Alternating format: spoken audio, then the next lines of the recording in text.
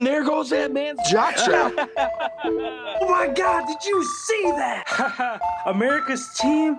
Yeah, right. Oh, baby, it's a big day in sports. There's nothing like battling it out with your teammates all season long to go win a championship. Green Bay's got it this year.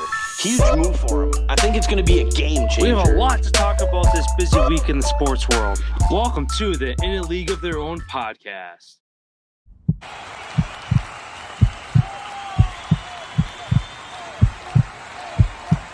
Hello, everyone. Welcome to today's NBA segments. All-Star break just around the corner, coming up next week as well. Trade deadline right around the corner also next Thursday, which is we're starting today with some news that happened today. A two-team trade, Clippers-Blazers. Blazers trade Norman Powell, Robert Covington to the Clippers. And the Blazers receive Eric Bledsoe, Justice Winslow, Keon Johnson, and a second-round pick.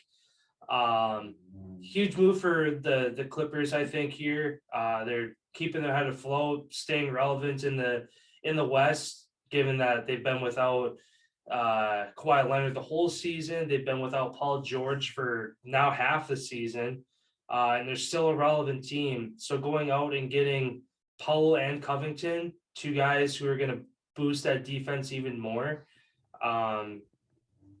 Clippers might give the Suns and Warriors a run for their money is on the defensive side as far as climbing up the ranks there. And then a potential trade rumor to quick throw out there, kind of out of left field a bit, but kind of makes sense if it might happen. With the Suns, DeAndre Ayton, their star center, recently the two sides talked, tried to reach a deal as far as an extension. Suns offered him a deal, wasn't near the amount that Ayton was looking to get, so they were unable to reach a deal. So there's potential that they could move him before the trade deadline, but although it'd make more sense for them to move him at the end of the season. So yeah, we'll see what happens there, but I don't know, do you see any other potential trades going through before the deadline next week? Yeah, there's one that I definitely think that's going to happen, and I think that's going to be James Harden to the Philadelphia 76ers for Ben Simmons. This may take another piece or two to get the deal to go through. As far as contract, I believe Ben Simmons is a way more expensive contract than James Harden at this point. So I feel like they're going to have to shuffle some things around in order to get that to work. But I definitely feel like that's leaning the right direction in order to happen, as the Nets currently struggling. What is that? 6 in a row now, I believe. Yep, 6 in a row now that they've lost. And then that ties kind of into my question here. Do you think if they do make this move, let's say both scenarios, they don't make a move and bring in somebody for Harden, do they continue to fall and potentially miss the playoffs? Or B, they make a trade and say they do get Ben Simmons. Do you think that helps them kind of hold down the fort, accelerate a little bit, especially when KD is still, I believe, 2-3 weeks yet from being back? Yeah. Yeah, it's an interesting situation in Brooklyn with arguably the best big three to ever put together offensively in the court, KD, Kyrie, Harden. Obviously, everybody knows Kyrie, part-time basketball player right now on road games. And even then, there's some in California, he's unable to play. So he's limited even on the road a little bit. But yeah, as far as the first scenario of sticking with who they have, I don't see them missing the playoffs entirely. They're still one of the top teams in the East, and I don't see any of the teams in that 8 to 10 range moving past the Nets. I just don't see that being a possibility. So they'll be still in the playoffs, I think, as a top 6 spot, no matter what. But as far as making a push and being relevant, I think that no matter what they do, I think that this push to go get those three guys is going to end up being one of the biggest busts that we'd ever see. Because sometimes when you put that much firepower, that much star power on a team, the late 2000s Miami Heat worked out, won a couple titles, things are great for them. Nets are the other side of that coin that you see, that sometimes you put that much firepower on a court together, they don't mesh well together, for one, and two, the defense is trash. None of them play defense. So I think Ben Simmons going out and getting Ben Simmons for the second part of kind of your question there. If they go to get Ben Simmons, I think that they'd be in a better spot potentially with him, so long as his head's on straight mentally, physically, he's able to go out and kind of put that playoff shit show last year to bed and kind of start off on a new foot.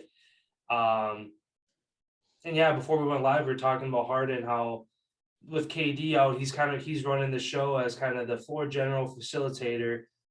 He hasn't really done anything. You mentioned 4 points in his last game. I think he's only broke 30 points in his last 12 games.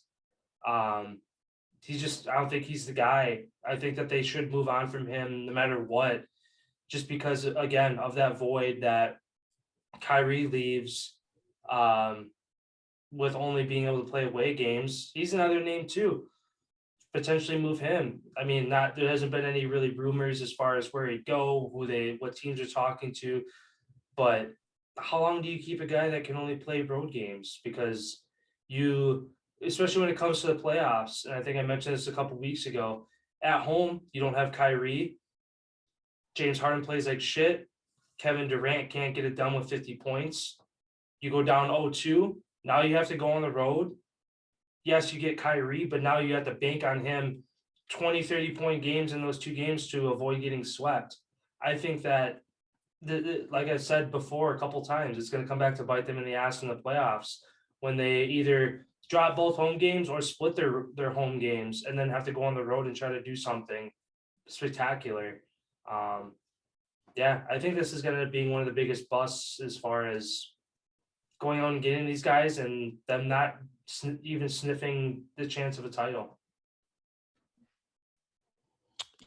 Yeah. Only reason I said that they could potentially miss the playoffs is that they're only 5.5 games out of the 13th seed. So that's a couple more bad. This stretch keeps going until KD gets back. They could find themselves 13th, 14th spot. And some of these teams are playing good basketball right now. Celtics, 3-winning streak. Hawks, Wizards, they've turned it around.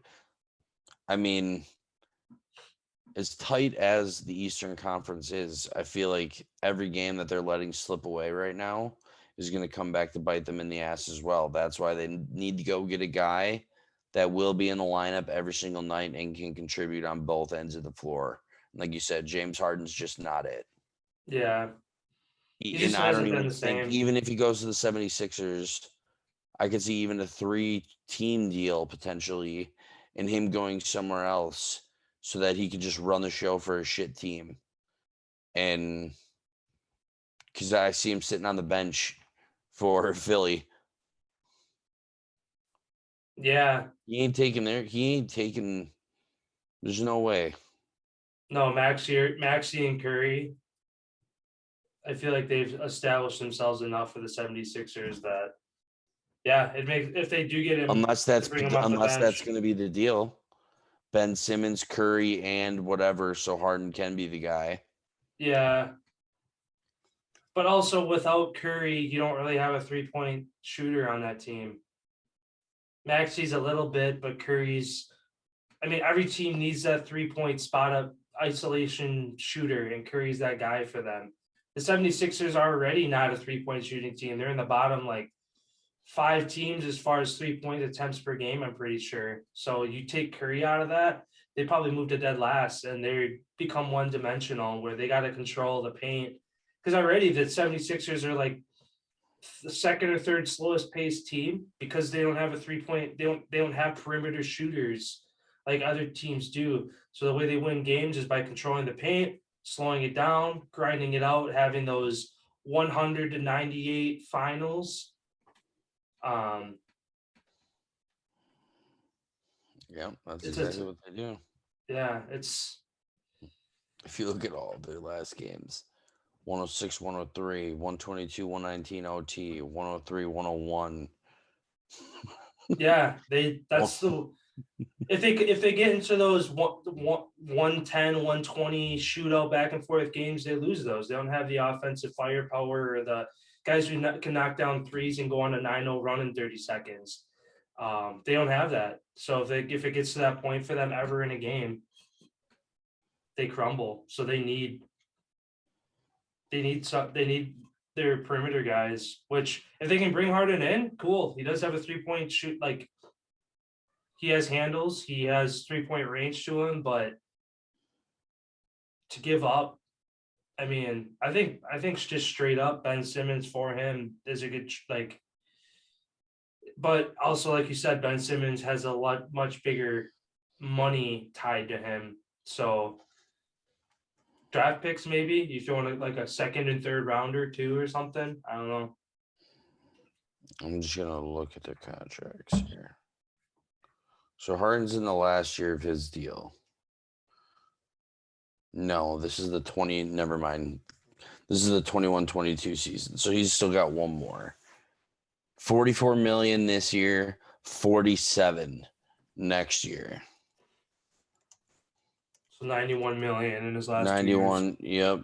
And then Ben Simmons, let's pull up his contract.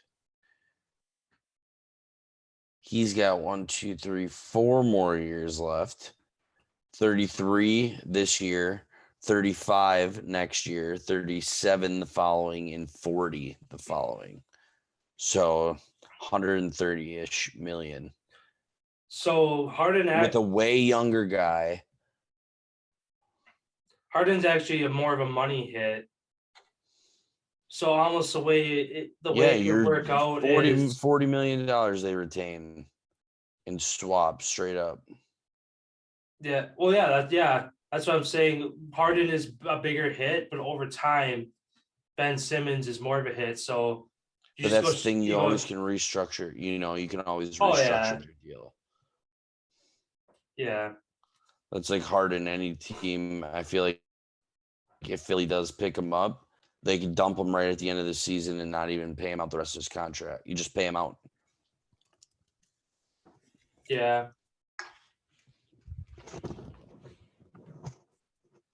Oh, I guess Harden's next year's player option, actually. Well, that concludes the end of the NBA segment. If you want to check out our other segments, NFL and the NBA, we talk about some pretty interesting stuff here today. Please check those out.